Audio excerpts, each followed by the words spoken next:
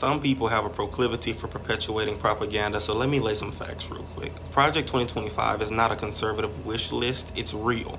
If you read it for yourself, you know just how real it is because some of the plans and projects initiatives have already started to take place.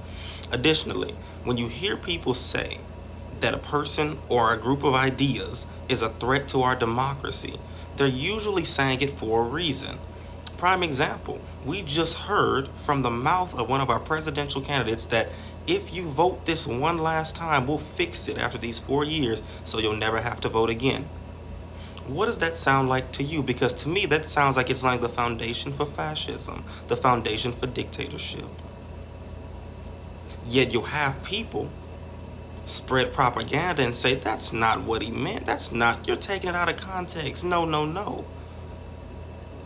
When someone shows you who they are, believe them the first time. And the most interesting contradiction that I've seen take place now, recently, is that at the beginning, everyone said, oh, Trump denounced it. It's not real.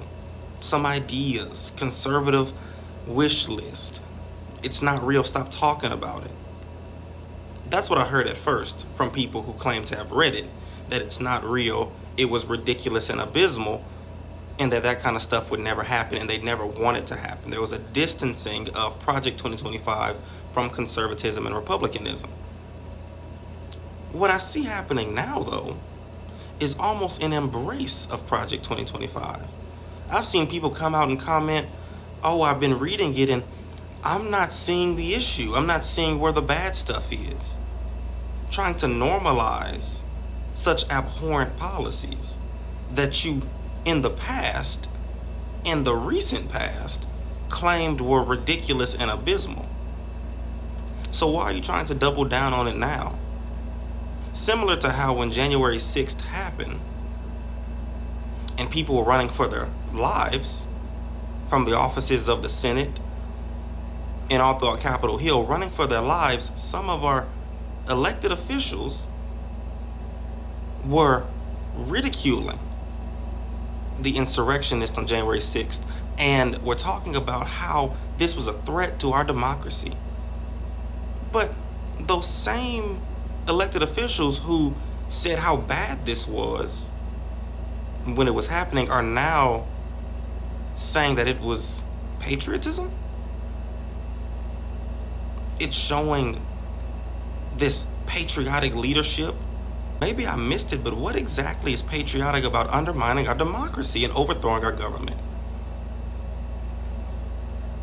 And it's this weird contradiction in beliefs that we see happening consistently now, where you'll reprimand it here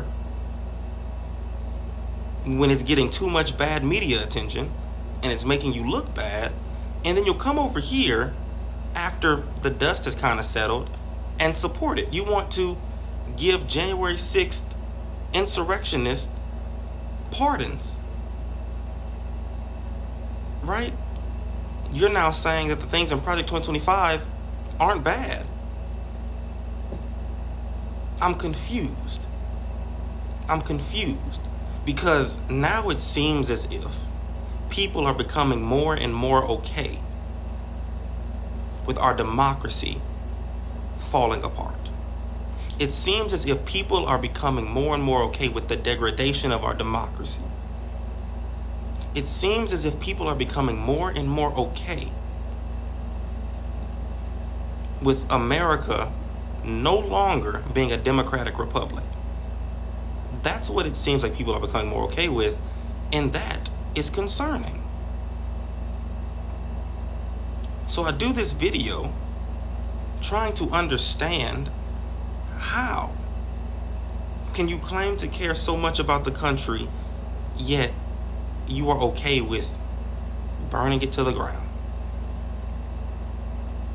How can you claim to be so patriotic when you are okay with undermining all of our democratic processes? How can you be claiming to care at all about the American people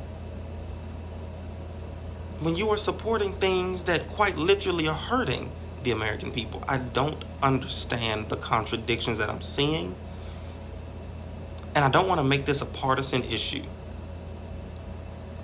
And I'm trying to refrain from making this very divisive in my own rhetoric.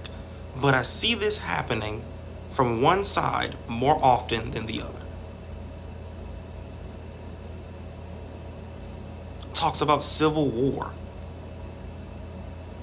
Talks about the Second American Revolution.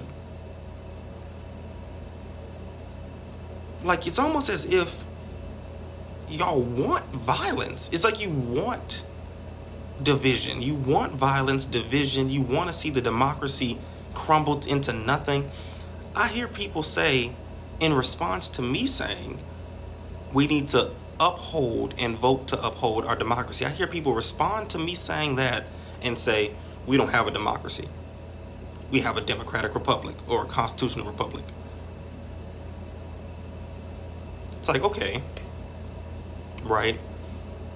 There are different types of democracies, but okay. And fundamentally, a democracy is the representation of the people through elected officials to represent the people, which, do we not have representatives that we elect as the people? Okay. Semantics, but that's your rebuttal to me saying we need to defend our democracy. Your rebuttal is we don't have a democracy. It's like you're okay with what we know as American democracy and democratic principles and processes going away, going down the drain. Are you okay with that? Because I'm not. And you shouldn't be either. So when you see things like Project 2025, or you are reminded of January 6th and what happened that day, that we've normalized for some reason, it's not normal. When you see stuff like that, or when people out of their own mouth, a presidential candidate says that he's going to be a dictator on day one, or he says that we'll fix it so good so you'll never have to vote again, if you're okay with that, then that means that you do not care about America. You do not care about American people, and you do not care about American democracy. That's the bottom line. If you are okay with all the things that are aimed at quite literally tearing the country apart and all of our democratic processes going to nothing, then the unfortunate reality is, and I say this really from a place of concern, but also because I do care about our democracy, I have to say this, it means that you do not truly care about our democracy. That's what that means. Unfortunately, that is what that means.